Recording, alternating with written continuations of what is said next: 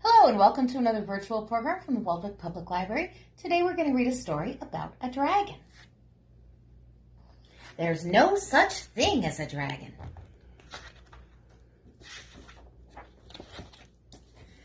Billy Bixby was rather surprised when he woke up one morning and found a dragon in his room. It was a small dragon, about the size of a kitten. The dragon wagged its tail happily when Billy patted it on the head. Billy went downstairs to tell his mother.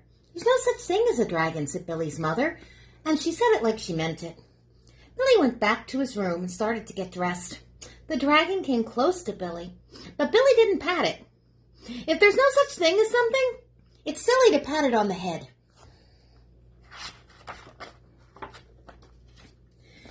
Billy washed his face and hands and went down to breakfast. The dragon went along. It was bigger now, almost the size of a dog. Billy sat down at the table. The dragon sat down on the table. This sort of thing was not usually permitted, but there wasn't much Billy's mother could do about it. She had already said there was no such thing as a dragon, and if there's no such thing as something, you can't tell it to get down off the table. Mother made some pancakes for Billy, but the dragon ate them all. Mother made some more, but the dragon ate those too. Mother kept on making pancakes till she ran out of batter. Billy only got one of them, but he said that's all he really wanted anyway. Billy went upstairs to brush his teeth, and Mother started cleaning the table. The dragon, who wasn't quite as big as Mother by this time, made himself comfortable in the hall on the rug and went to sleep.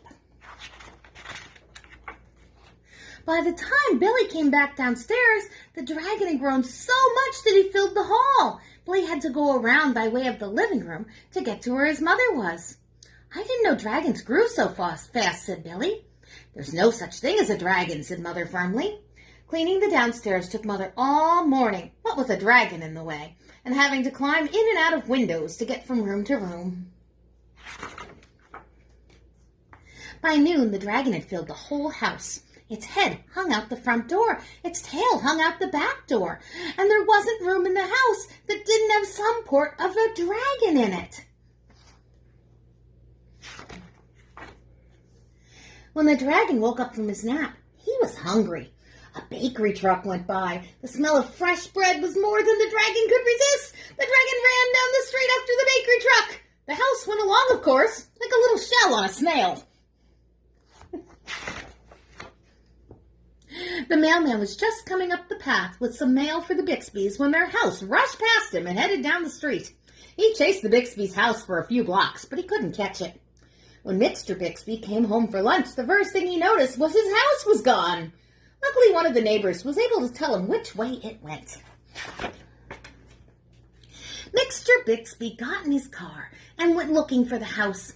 He studied all the houses as he drove along. Finally, he saw one that looked familiar. Billy and Mrs. Bixby were waving at him from an upstairs window. Mr. Bixby climbed over the dragon's head, onto the porch roof, and through the upstairs window. "How did this happen?" Mr. Bixby asked. "It was a dragon," said Billy. "There's no such thing as a," Mother started to say. "There is a dragon," Billy insisted. "A very big dragon." Billy patted the dragon on the head.